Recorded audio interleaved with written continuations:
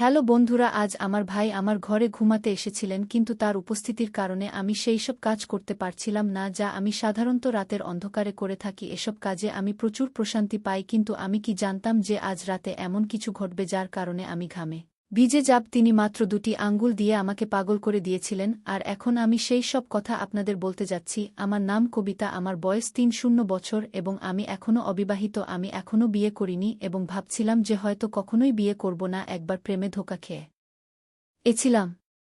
এবং সেই দিনই আমি প্রেম করা ছেড়ে দিয়েছিলাম, কারণ আমি ঠিক করে নিয়েছিলাম যে আর কখনোই কোনো ছেলের ফাঁদে পড়ব না। এই কারণেই আমি বিয়ে করিনি। আমি একটি কলেজে অধ্যাপক, একজন ভারতীয় মেয়ে, সুন্দর, শিক্ষিত এবং স্মার্টও বটে। আমার শরীর ও মনে আধুনিকতার ছোঁয়া লেগেছে, কিন্তু গত রাতে আমার ভাইয়ের সাথে যা ঘটেছে তারপর থেকে অনেক কিছু বদলে গেছে এবং আমার চিন্তা ভাবনাও বদলে গেছে। এখন আমার মনে হচ্ছে যে যদি কোনো ভালো ছেলে পাওয়া যায় তাহলে বিয়ে করে ফেলা উচিত। গত রাতের কথা বলি। আমার ভাই, যার বয়স 40 বছর, তিনি সেনাবাহিনীতে কাজ করেন আর আমার ভাবির মৃত্যু হয়েছে সম্প্রতি একটি বাস দুর্ঘটনা। রাতের বেলা আমরা খাবার খেয়ে কিছুক্ষণ টিভি দেখছিলাম, তারপর আমি আর ভাই ছাদে হাঁটতে গেলাম। ভাই গ্রাউন্ড ফ্লোরে ঘুমানো আর আমি ফার্স্ট ফ্লোরে আমার পাশের ঘরে। আমার ছোট ভাই ঘুমায়। রাত প্রায় 1:00টার দিকে আমরা দুজন নিচে নেমে এলাম। তখন ভাই আমার ঘরে এসে বললেন, কবিতা, এখনো ঘুম আসছে না, চলো গল্প করি। আমরা দুজন বিছানায় শুয়ে গল্প করতে লাগলাম। মাঝে মাঝে ভাই তার মোবাইলে গেম খেলছিলেন আর আমি আমার মোবাইলের লোকেদের স্ট্যাটাস দেখছিলাম।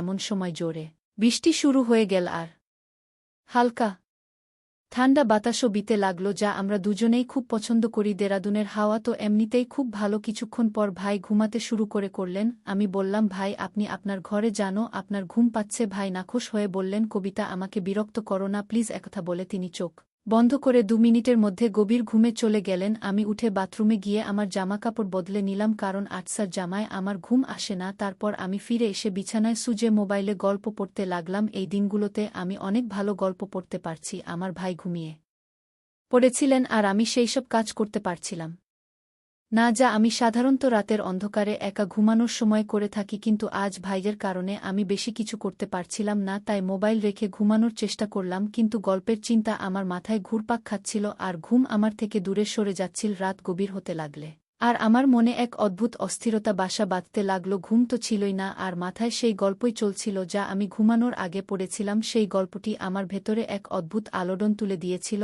আর আমি নিজেকে শান্ত করতে পারছিলাম না। ভাই পাশেই ঘুমাচ্ছিলেন আর তার নাক ডাকার শব্দ আমাকে আরও বেশি বিভ্রান্ত করে তুলছিল। যদি তিনি সেখানে না থাকতেন তাহলে হয়তো আমি নিজেকে সেই গল্পের অংশ বানিয়ে নিতাম আর সেই সব কাজ করতাম যা আমাকে রাতের অন্ধকারে একা করতে ভালো লাগে। কিন্তু আজকের রাতটা ছিল একটু আলাদা। আমি আমার নিজের চিন্তায় ডুবে গিয়েছিলাম। এমন সময় হঠাৎ ভাই পাশ ফিরলেন আর সোজা হয়ে বসালেন। আমার চোখ অজান্তেই সেই দিকে চলে গেল আর আমি যা দেখলাম তাতে আমার পাতলায় মাটি সরে গেল। ভাই খুব পাতলা ধুতি পরেছিলেন আর তার কারণে এমন কিছু দেখা যাচ্ছিল যে দেখে আমার লজ্জা করে গেল। আমার অবস্থা আরও জটিল হয়ে গেল। লজ্জা তো দূরের কথা, আমি আমার চোখ তার দিক থেকে সরাতেই পারছিলাম না। মনে এক অদ্ভুত অস্থিরতা চলছিল। একদিকে আমি নিজেকে নিয়ন্ত্রণে রাখার চেষ্টা করছিলাম আর অন্যদিকে আমার ভেতরের অস্থিরতা বেড়েই চলছিল। সত্যি বলতে কি, এখন আর আমি সহ্য করতে পারছিলাম না। প্রতি মুহূর্তে মনে হচ্ছিল যে যদি আমি নিজেকে নিয়ন্ত্রণে না রাখি তাহলে কিছুই হতে পারে আর এই অবস্থা থেকে বেরিয়ে আসা আমার পক্ষে অসম্ভব হয়ে যাবে।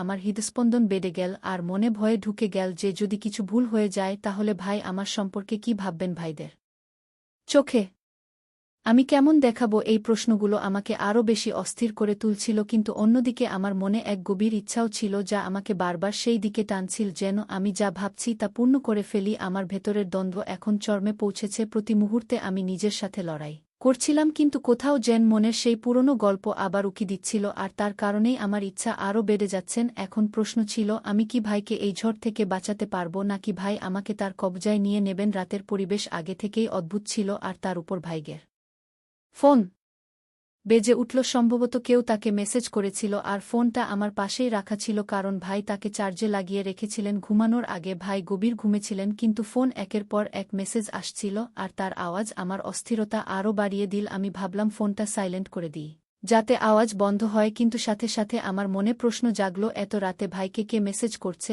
আমি ভাইজের ফোনের পাসওয়ার্ড জানতাম, তাই কোনো দ্বিধা না করেই তার ফোন চেক করলাম। স্ক্রিনে তাকাতেই দেখলাম ভাইজের গার্লফ্রেন্ড তাকে একের পর এক মেসেজ পাঠাচ্ছে। এক ভূত কৌতূহল আমাকে ঘিরে ফেলল আর আমি ভাবতে লাগলাম শেষ পর্যন্ত সেই ভিডিওটা কি নিয়ে আমি ভাবলামও একবার দেখিনি ভিডিওতে কি আছে ভিডিও চালু করতেই আমার চোখ যেন থমকে গেল আমি যা দেখছিলাম তা বুঝতেই পারছিলাম না ভিডিওতে যা দেখানো হচ্ছিল তা আমি কখনোই ভাবতে পারিনি একটি ভিডিও শেষ হতেই আমার মধ্যে পরের ভিডিও দেখার তীব্র ইচ্ছা জেগে ওঠে আমি পরের ভিডিওতে ক্লিক করলাম আর মুহূর্তের মধ্যে সব ভিডিও দেখে ফেললাম প্রতিটি ভিডিও আমার অবস্থাকে আরও খারাপ করে দিল আমি বুঝতে পারছিলাম না আমি কেন এইসব দেখছি এটা আমার এত ভালো লাগছে কেন তবুও আমি থামতে পারছিলাম না আমার হাত কাঁপছিল কিন্তু চোখ স্ক্রিন থেকে সরাতে পারছিলাম না সময় যত গড়াচ্ছিল আমার অস্থিরতা তত বাড়ছিল আমি নিজের সাথে যুদ্ধ করছিলাম আমি কি করছি এই প্রশ্ন বারবার আমার মাথায় ঘুরপাক খাচ্ছিল কিন্তু আমি নিজেকে নিয়ন্ত্রণ করতে পারছিলাম না সেই ভিডিওগুলো আমার ভেতরের ঝটকে আরও বাড়িয়ে দিচ্ছিল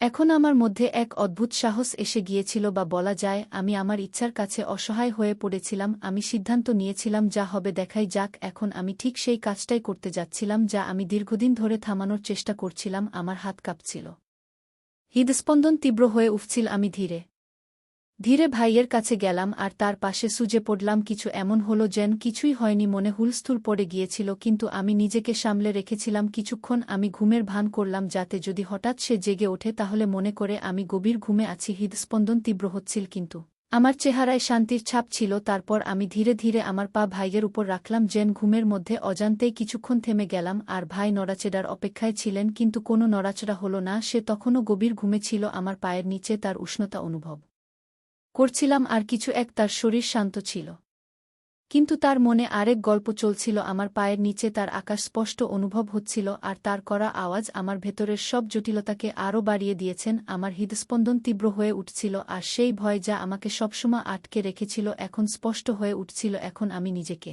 নিয়ন্ত্রণ করতে পারছিলাম না সময় যত গড়াচ্ছিল আমার ইচ্ছা তত শক্তিশালী হয়ে উঠছিল আমি জানতাম যদি এখন নিজেকে নিয়ন্ত্রণ না করি তাহলে এমন কিছু ঘটবে যা থেকে ফিরে আসা সম্ভব হবে না কিন্তু কিছুক্ষণের মধ্যেই আমার মন যেন যুদ্ধ করছিল আর আমি ধীরে ধীরে আমার হৃদয়ের কাছে হেরে যাচ্ছিলাম আমি আবার আমার পা হালকা করে সরিয়ে নিলাম এটা বোঝার জন্য যে তার ঘুম কত গভীর কিন্তু কোনো নড়াচড়া হলো না এখন আমার মন ঠান্ডা হচ্ছিল আর শুধু একটা কথাই মনে ঘুরছিল রাত আর নিস্তব্ধতা আমার ভেতরে এক ঝড় তুলে দিয়েছে প্রতি মুহূর্তে আমার সাহস বাড়ছিল আমি যে পদক্ষেপ নিয়েছিলাম এখন তা থেকে পিছিয়ে আসা সম্ভব ছিল না কিন্তু তখন আমি জানতাম না যে সে ঘুমায়নি আসলে সে গভীর ঘুমে ছিল না বরং শুরু থেকেই ঘুমের ভান করছিল আমার প্রতি পদক্ষেপ সে আগে থেকেই জান আমি যা অনিচ্ছাকৃতভাবে করেছিলাম তা ভাই ইচ্ছাকৃতভাবে দেখছিলেন সম্ভবত আমাকে শাস্তি দেওয়ার জন্যই ভাই চুপচাপ শুয়েছিলেন আমি একেবারেই জানতাম না যে তার চোখ বন্ধ থাকলেও তার মস্তিষ্ক পুরোপুরি জাগ্রত ছিল আমার হৃদয়ে টানাপড়েন চলছিল কিন্তু ভাইয়ের কোনো প্রতিক্রিয়া না দেখে আমি আরও উত্তেজিত হয়ে উঠলাম ঠিক সেই মুহূর্তে যখন আমি আরও কিছু করতে